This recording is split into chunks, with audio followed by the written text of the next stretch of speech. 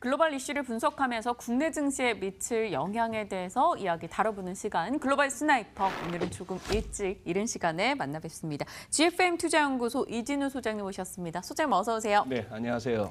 네, 오늘 저희가 다뤄볼 주제가 여기 떡하니 나와 있는데요. 글로벌 증시가 출렁, 미국 중간선거 변곡점 되나 이제 미국 중간선거도 한 7일 정도 남겨놓고 있습니다. 트럼프 대통령의 미국 우선주의 정책이 이제 국민의 시험대에 오르는 순간인데요.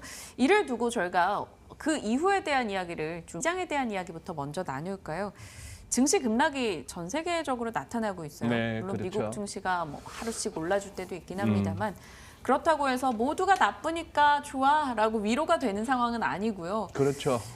지금 시장 어떻게 판단하고 계신지 궁금해요. 일단 오늘은 하락이 좀 멈췄는데 이에 대한 의견이요. 추가 낙폭을 더 키울 수 있다 쪽으로 보시는지 아니면 그래도 이제 바닥 다졌다 생각을 하시는지요. 네, 일단 이제 급한 매물들은 어느 정도 소화된 상황에서 지금쯤이면 시기적으로 보나 레벨로 보나 이제 대충 뭐 단기적이라도 바닥을 본 거 아니야 하는 그런 생각을 가질 만한 네. 때입니다. 그럼 월가에서도 지금 치열하게 지금 갑론을박이 이어지고 있어요. 이거 한번 보시겠습니까? 오늘이 31일이니까 한 3일 전이죠. 마켓워치입니다. 마켓워치에서 10월 28일 날 오후 7시 16분 동부 기준으로 일요일 날이에요. 네. 월요일 날 장 열리기 전에. 자, 이 친구는 마이클 윌슨이라고 해서 모건 스탠리는 금년에 계속해서 좀 베어리시한 뷰를 제시했었죠. 네. 좀 더 빠질 수 있다 이 얘기입니다. Another nasty drop, 아주 또 험악한 추가 하락. 그래서 2,450 또는 2,500. 뭐 한 일단 2,500을 보고 많이 더 빠지면 S&P 500 기준으로 2,450. 이게 7시 16분이었어요. 일단 병을 줍니다. 네. 근데 또 1분 후에 똑같은 마켓워치에서 1분 후에 또 약을 주는데 이게 약인지 아닌지 좀 애매해요. 구겐하임 파트너스 같으면 자산운용사 2천억 달러가 넘습니다. 운용 규모가. 네. 우리 돈으로 273조인가? 뭐 그 정도 되는 어마어마한 회사예요. 자, 여기에 CIO입니다. 중량감 있죠? 스콧 마이너드. 지금부터 한 20% 랠리가 온다. 랠리가 오는데 그 이후에 조심해라 하면서 한 얘기가 이 친구는 이게 어쩌란 얘기인지 네. 한 20% 가긴 가는데 그 이후에 반토막 난다는 얘기예요. 아하. 자, 이런 얘기입니다. 자, 이런 얘기인데 우선 이 아까 살펴봤던 모건 스탠리 애널리스트는 지난 8월 달에 말이죠. 날짜 보시죠. 8월 달에 이 롤링 베어 마켓. 그래서 순환적인 어떤 약세장으로 접어든다. 그래서 어느 업종에서 먼저 무너지면 뭐 예를 들어 기술주라든지 뺑 주식이라든지 이런 쪽으로 하면 다른 쪽으로 또 이렇게 매도세가 전념되는 그런 식으로 간다라고 했던 게 8월입니다. 8월에 그 얘기를 했고 그래서 결국 이번에 10월 달에 급락장이 오니까 이 친구가 뜬 거예요. 월가에서 소위. 제가 한번 정리해 봤습니다. 자, 8월 3일 날 방송을 했으니까 8월 2일 날 종가가 나스닥이 7,800이었습니다. 네. 그런데 지난 29일 날 저점이 6,922까지 빠졌으니까 한 11% 정도 빠졌어요. 이 친구는 한 15% 빠진다 했는데 근데 연중 고점 8월 30날 8,100에서 찍으면은 한 13%. 네. 거의 15% 가까운 낙폭이죠. 자, 그런 상황입니다. 자, 그런데 아까 구겐하임에 마이너드가 말한 앞으로 20% 오른다 할 것 같으면 10월 저점에서부터 한 8,300도 갈 수 있다 이런 얘기인데 나스닥 차트 한번 보시겠습니까?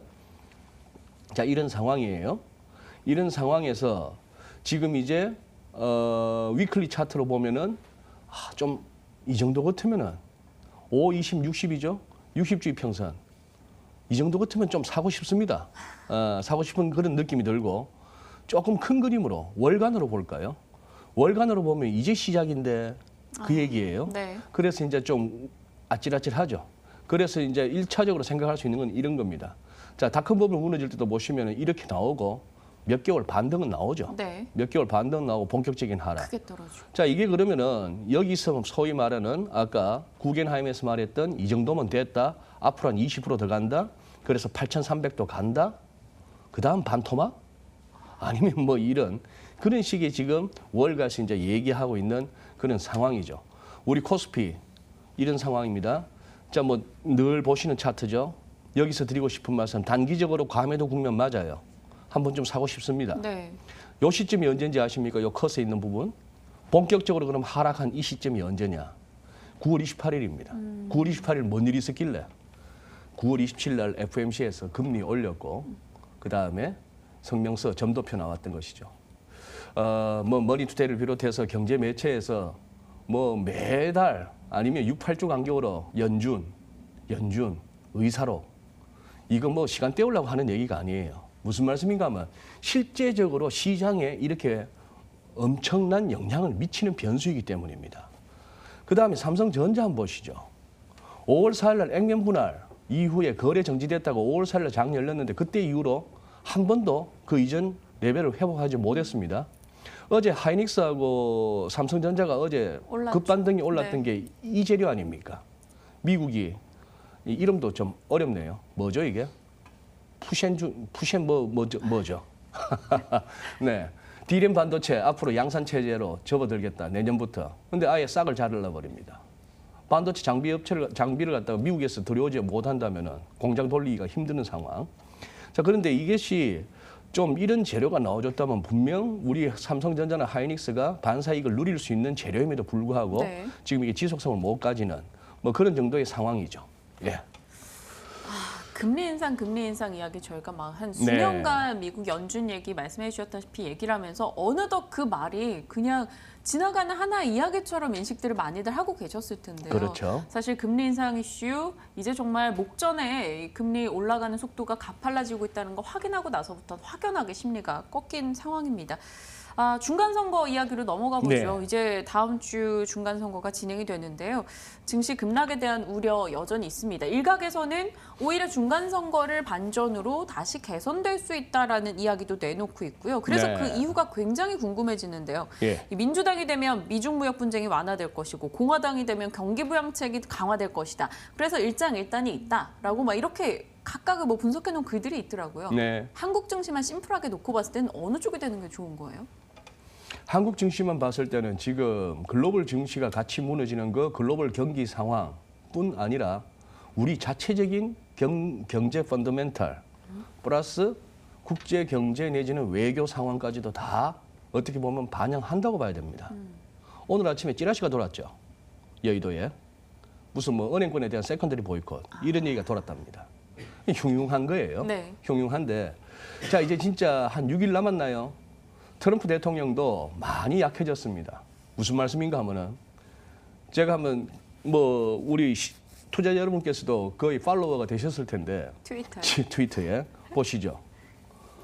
이렇습니다. 밑에 거 먼저 보시죠. 순서상 지금 이 여기 나오는 선거 이후에 주식 시장이 엄청나게 올랐다. 이 얘기는 이 선거는 대통령 선거 이후예요. 근데 지금이 이제 어리틀 포스 조금 휴직인데 자 핵심은 이겁니다. 만약에 주가 떨어지는 거 보고 싶으면은 I strongly suggest 나는 강력하게 추천하건대 민주당 찍어라 이 얘기입니다. 네. 그럼 베네수엘라 모델로 간다. 세금 높이고 그러고 국경망 열고 이 얘기입니다. 그러고 나서 조금 분이 덜 풀렸는지 곧장 또 올렸네요. 만약에 연준이 조금만 좀 물러서는 모습을 보이고 조금만 이렇게 도비시하게 완화적으로 얘기해 주기 시작한다면은 그렇다면 2,800 내지 2,900 우리 한번 봤던 타겟으로 하하 트럼프 대통령 3,000 얘기를 못 하네요. 연준이 좀 도와주면은 지금 2,940도 갔는데 보시다시피 2,940도 갔는데 트럼프 대통령의 트위터에서 말하는 게 뭐죠? 연준이 좀 잘해주면 2,800에서 2,900은 안 가겠나 이 얘기입니다. 근데 제가 보기에 미국 증시는 지금 2,800을 논하기에 앞서서 이 200일선부터 회복해야 됩니다. 이게 지금 러플리 한 2,750이에요. 약간 이렇게 시간이 흐르면은 내려오겠죠. 그 2,800 얘기하기 전에 2,750부터 가라 하는 그 얘기가 나오는 것이고 결국 이거 다 아시는 내용이죠. 지금 우선 이거 소포폭탄 오바마 전 대통령, 힐러리 클린턴, 조지 소로스 심지어 트럼프 대통령을 그렇게 비난하고 막말을 했던 로버트 드니로 배우한테까지 보냈던 사람이 이 사람이라고 현재는 추정되는 거예요. 이 차에다가 온통 뭐 트럼프의 강력한 지지자란 얘기죠. 이거는 또 깜짝 놀랐던 그 피츠버그에서 유대교 회당 시너거그에서 11명이나 죽은 경관도 6명 뭐 한 너댓 명 부상을 당하는 이 친구입니다. 뭐 이런 상황인데 트럼프 대통령도 뭐 결코 용납할 수 없는 증오로 가득 찬 반유대주의 독약 뭐 어쩌고 저쩌고 비난받아야 된다 이렇게 얘기하는데 이 정오와 분노, 어떤 뭐 진영 논리 이런 걸 갖다가 조장했던 게 어떻게 보면 트럼프 대통령인데 말이죠. 그런 상황. 그리고 이런 얘기. 그저께 올라갔던 게 그거죠. 네. 뭐 그레이트 딜 중국하고 잘하면은 11월 말에 한번 시진핑 주석하고 만나서 그레이트 딜이 나올 수도 있겠다. 그러나 핵심은 이거예요. 그러나 잘 안 되면 중국산 수입품 전체를 다 때리겠다. 이 얘기 여전히 살아있는 카드죠. 뭐 나름의 협상 전술이긴 하겠습니다만 그런 상황이죠. 참 머리 아픈 자리예요. 미국 대통령. 잠시도 하루도 쉴 날이 없죠. 지금 또 와글와글한 게 뭐죠? 이 소위 말하는 출생 시민권. 미국에서 태어나기만 한다면은 그 순간 미국 시민권이 되는데 그래서 출산 원정이 얼마나 많아요. 우리나라에서도. 전 세계적으로 뭐 한 3만 5천 명 가까이 미국 가서 애 낳으려고 그렇다고 한다는. 지금 이 캐러반 행렬, 온두라스, 과테말라 이런 데서 못 살겠다 싶어서 지금 7천 명, 3천 명, 지금 또 추가로 세 번째 300명. 여기다가 지금 군대를 5천 명 보내고 국경으로. 뭐 이런 상황입니다. 이 부분은 또 위헌 논란도 있어요. 이런 상황에서 지금 이렇게 해서 지금 어쨌거나 공화당 지지자와 민주당 지지자 가운데 정말 더 분노하고 더 정오가 끌어오르는 사람들이 투표소로 가겠죠. 그게 아마 이번 투표의 핵심이고 그래서 끝까지 뚜껑을 열어봐야 되겠습니다. 그리고 결과에 따라서 그러면 시장은 어떻게 반응할 것인가? 네. 그걸 지금 논하기에는 조금 시나리오가 너무 많아요. 경우의 수도 너무 많고. 그렇습니다. 알겠습니다. 그렇다면 저희가 좀 각각 떼어서 한번 정리를 해볼까요? 제가 오늘 12시 방송 오프닝에 이런 네. 얘기를 했는데요. 동전의 앞뒷면이 있듯이 시장도 늘 앞면과 뒷면이 뭐 빛과 그림자처럼 따라다닌다고요. 지금 현 시장의 좀 우호적인 이 동전의 앞면과 네. 좀 비우호적인 악재가 될 수 있는 뒷면을 좀 분류를 해서요. 네. 그래서 이제 투자자들에게 각자 좀 판단할 수 있는 여지를 좀 주신다면. 그래요. 그래서 한번 저 나름대로 한번 분류를 해봤습니다. 네. 이 슬라이드 한번 보실까요? 그럼 앞으로 증시의 좀 우호적인 변수. 첫 번째 제가 봐서는 안정적인 환율입니다. 국제 외환 시장에서도 환율이 아직까지는 그렇게 크지 않은 데다가 네. 특히 우리 서울 외환 시장에서 이 달러원 환율요. 먼저 보실까요? 이게 지금 그동안의 월간 차트입니다. 금융위기 때 이렇게 1,600원 근처까지 갔던 환율. 지금 남들은 전부 이머징 환율이 전부 지금 이 커스처럼 이렇게 가고 있는 와중에 우리는 이렇게 나온다. 우리 이머징하고는 다르다. 그리고 우리 그렇게 우스운 나라 아니다. 좋은데요. 또 그리고 이런 식의 외환시장의 체질을 만든 과거 정부 내에 이 국제금융 라인의 엘리트 관료들의 공 굉장히 우리가 인정해야 됩니다. 근데 지금 이거 그동안 한 3개월 연속 이 1,140원 근처만 가면 이렇게 눌리던 환율이 네. 지금 자꾸 에너지는 위로 가려고 하는데 그나마 안정적이에요. 그다음 두 번째, 상대적으로 안정적인 빅스. 이거 정말 천만다행입니다. 만약에 2008년 금융위기 때 이랬어요. 2011년 유로존 재정위기 터졌을 때, 2016년 여름에 그 뭐 중국 위안화 평가절하고 할 때, 자 이게 뭐냐? 금년 2월이에요. 그때 대비 일단 10월 달에 우리가 지금 턱은 돌아갔습니다만 빅스 봐서는 그런데 네. 문제는 이러고 나서 이게 급격히 내려왔는데 이건 아직까지 조금 잠재하고 있죠. 위험성이. 20 위에서 놀고 있다는 것은 조금 불안합니다. 절대 수치가. 그다음 또 우호적인 거. 하락세로 돌아선 국제유가. 만약에 지금 상황에서 유가까지 80불을 넘어서서 계속 5월까지 떠들었던 100불을 향해서 가면 결국 그 100불 간다, 100불 간다 이것도 결국 약이었네요. 먹으면 죽는 쥐약이었네요. 참 애들 하는 짓거리 보면은 자 이게 CNBC 그래프입니다. 이란은 지금 11월 5일이면은 이제 원유 수출 못한다고 하는 그게 제재가 시작되는 네. 날이에요. 그럼에도 불구하고 현재 9월까지 줄긴 줄었습니다. 줄긴 줄었으나 여전히 그 중에서 누가 제일 많이 갖다 쓰죠? 차이나, 인디아, 한국. 우리나라도 제법 비중은 줄었습니다만 여전히 이란산을 갖다 쓰고 있습니다. 네. 자 이런 상황. 이건 아마 그게 클 것 같아요. 미국의 셰일이 든든하게 받쳐주고 있고 그 다음에 지난번에 특히 사우디 빈살만 그리고 터키에서 그 카쇼기 자말 카쇼기 그때 피살 이후로 사우디가 미국 눈치 보느라고 알았습니다. 최대한 퍼내겠습니다. 이게 컸던 것 같아요. 그 다음 또 우호적인 게 뭐가 있나. 아직까지는 이 회사채 시장 그리고 하이힐드라고 하는 이 정크본드 시장에서 네. 뭐 그렇게 우려할 만한 상황은 없습니다. 즉 그러니까 왜 증시만 이러지 하는 상황이에요. 그다음 증시를 위협하는 변수 여전히 매파적인 연준입니다. 그다음에 증시 급락이 더 잘 내리지 않는 미국채 수익률. 무슨 말씀인가 하면은 10월 들어 주가가 이 정도 빠졌으면은 미국채 수익률 한 3% 밑으로 내려와 줘야 돼요. 네. 평소 같으면은 이게 잘 안 내려옵니다. 그다음에 무역 전쟁 차원을 넘어서 미중 갈등. 이거는 이제 몇 푼 무역 수지 적자 좀 줄이고 해외에 나가 있던 공장 좀 미국으로 좀 유치하고 나 잘하고 있죠 하는 정도의 정치적인 쇼로 대충 마무리됐으면 싶었던 시장의 기대와는 달리 아하 이게 보니까 정말 중국을 갖다가 주저앉히겠다는 미국의 어떤 장기 플랜이다 하는 것이죠. 글로벌 경기의 침체 가능성입니다. 지표상으로 나타나는 오늘 지금 10월 중국 PMI가 나왔는데 예상보다 너무 안 좋아요.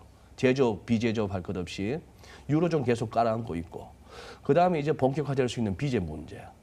뭐 국가 부채, 재정 적자 이런 걸 넘어서 아주 마이크로하게 접어들면은 우리 지금 신용 쓰셨던 분들 다 지금 당하잖아요. 이건 제가 자주 드리는 말씀입니다만 이건 어쩔 수가 없는 겁니다. 지금 이제 공매도 논란이 굉장히 큰데 공매도를 갖다 할 수 있는 세력들이라면 기관이든 외국인이든 간에 그 사람들 입장에서는 이건 패가 보이는 거예요.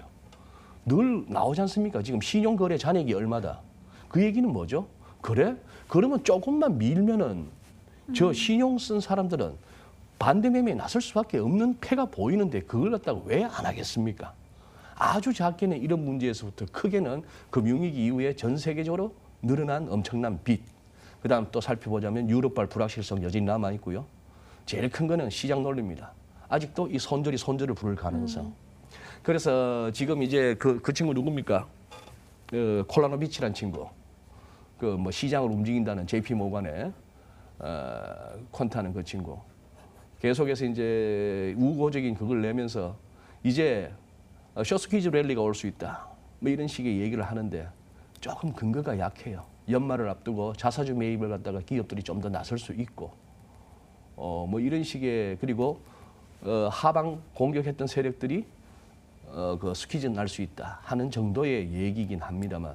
그래서 지금 아까 표에도 보셨다시피 시장에 다소 우호적인 변수보다는 아직도 조금 불안한 변수가 좀 더 많다는 거. 뭐 이런 정도에서 우리가 이 정도 밀렸으면은 V자 반등이 나올 만도 한 상황인데 예전같이 강세장에서 좀 밀리면은 금방 V자였는데 이번에는 밀렸는데 지난번 10월 급락 오기 전에 갭 나오고 나서 옆으로 기다가 푹 꺼졌듯이 이번에도 지금 반등이 나왔는데 이게 2, 3일 가지도 못하고 V자도 아니고 하는 측면에서 지금 우리 시장이 굉장히 함부로 이렇게 바닥 봤다라고 얘기하기에는 좀 조심스러운 그런 상황입니다. 힘과 에너지가 응축돼 있는 사람이 넘어졌을 때 또 쉽게 일어날 수 있고 한 계단, 두 계단 이렇게 껑충 뛰어갈 수가 있는데 사실 힘없이 넘어지면 일어나는 것 자체도 힘들지 않습니까? 그렇죠. 지금 현재 약간 시장을 보면서 그런 느낌이 문득 네, 들기도 하고요. 네. 손절하고 그래 손절하고 새로운 종목 사서 수익 내자 했는데 그 종목조차 또 손절하는 시장 흐름이 이어지고 있습니다. 쉽게 지금이 바닥이다, 이제 나아질 거다 이런 얘기 입에 담기가 어려운 시장인데요.